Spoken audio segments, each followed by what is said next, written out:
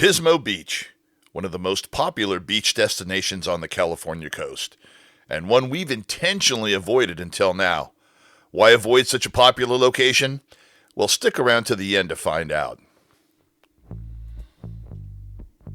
In this video, we're giving you a full, no BS tour of Pismo State Beach's North Campground.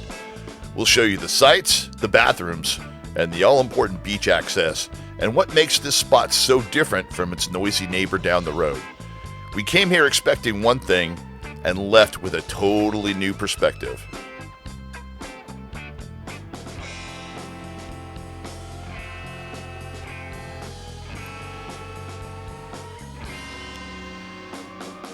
When you pull into Pismo State Beach, the first thing to know is that there are two campgrounds here, North Beach and Oceano. And trust me, they offer two very different experiences. Oceano has sites with water and electric hookups, and it's right next to the Oceano Dunes area, which is famous for off-road vehicles. But this is North Beach. This is your classic dry camping state park experience. None of the 103 sites have hookups, and the moment you pull in, the vibe just feels like classic California. Check-in is at 2 p.m., and they're not kidding about that. But the process is smooth, and the rangers are on top of things. The roads are paved, and the whole place is laid out in a series of loops that are easy to get around, even if you're pulling a giant rig. Our first impression was just how open it felt. Unlike private RV parks that pack you in like sardines, the sites here have some serious space. You aren't getting a ton of privacy from trees, but you definitely have room to stretch out. The air smells like salt, and you can immediately hear the ocean just over the dunes. A perfect constant reminder of why you're here. It was obvious right away that this isn't the party scene some people think of when they hear Pismo. This is relaxed, family-friendly, and way more peaceful. So what's a typical campsite like? Most of them at North Beach are these huge semicircular pull-throughs, which is a dream for just about any size RV or trailer. There are a few back-end sites, which was all that was available, so that's what we got. Site 85. It came with a standard picnic table and a fire ring, ready for a proper campfire.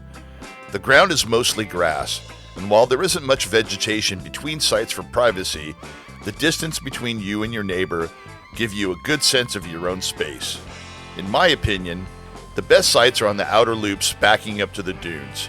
They've got the quickest walk to the beach and a better natural view. Now, you have to remember, this is a dry camping only campground. No water, no electricity, and no sewer hookups at any site. That means you're rolling with your tanks full and your batteries charged. Honestly, it's our favorite way to camp. It makes you feel a little more self-sufficient, but you still have the park's amenities as a backup.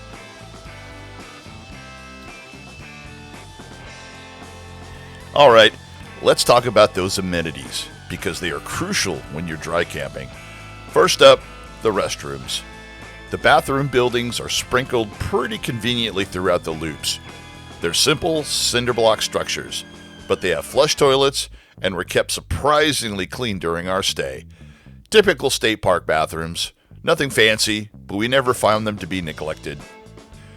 Right next to the restrooms are the pay showers. They work with tokens. It's a system you see in a lot of California state parks. The showers are basic, but the water gets hot, and rinsing off all that sand and salt after a day at the beach feels like pure luxury. For water and waste, the campground has you covered.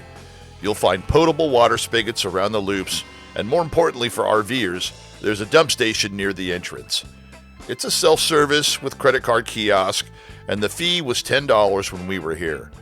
We used it on our way out, and even with a line, it moved pretty fast. Finally, for those with kids, there's a campfire center and amphitheater where they sometimes hold junior ranger programs and educational talks in the summer. It's a great family feature, but you'll want to check out the park schedule to see what's happening during your visit. If this tour is helping you plan your own trip, do us a quick favor and hit that like button. It seems small, but it tells YouTube we're making helpful stuff and allows us to reach more campers just like you. We really appreciate it. The number one reason to book a site at North Beach is this: the beach access is incredible. From pretty much anywhere in the campground, you're just a quick walk to the sand. There are several paths that cut from the loops that take you over the dunes and spit you right out into this massive beach. The first walk over the dunes, when the Pacific just opens up in front of you, that's generally a stunning moment. This isn't some tiny little patch of coast. It's a huge wide open shoreline stretching for miles. You can walk south towards Oceano or head north and walk all the way to the Pismo Pier. The sound of the waves are always there, the breeze is amazing, and the sunsets are just ridiculous. Pure classic California. You can surf, fish, build sandcastles, or just walk for hours, knowing your campsite is just a few hundred feet away, and it doesn't really get much better. While you could easily just hang out at the beach your whole trip, another huge perk of North Beach is its location. First off, you're camping literally right next door to the Pismo State Beach Monarch Butterfly Grove. From late October through February, this grove becomes the winter home for thousands of migrating western monarchs. The numbers can fluctuate from year to year, but in a good season, seeing tens of thousands of butterflies clustered in the eucalyptus trees is magical. We were there at the wrong time of year to see the butterflies, but it was a nice shady walk anyways. Beyond the grove, you're also way closer to downtown Pismo Beach than you'd think. You can easily walk or bike into town right from the campground. It's a classic beach town with all the surf shops, restaurants, and the famous pier. Grabbing a bowl of clam chowder from the world-famous Splash Cafe is practically a requirement. That easy access to town means you get the best of both worlds. A rustic-feeling trip without giving up the option for a good meal out. And here's a pro tip. Try the Splash Cafe mid-afternoon on a weekday to avoid the ever-present lines. So, what's the bottom line here? Let's break it down. On the pro side, the beach access is just phenomenal. The campsites are huge for a state park and really well spaced. And the location is a massive win, with the Butterfly Grove and downtown Pismo right there. And it's perfect for RVers who are set up for dry camping. On the con side, it's dry camping only. If you need hookups, you have to look elsewhere. Reservations are no joke. You've got to be ready on Reserve California 6 months in advance just to snag a spot, especially on a weekend or during the summertime. And of course, the coast can be unpredictable, and be ready for wind and fog even in the summer.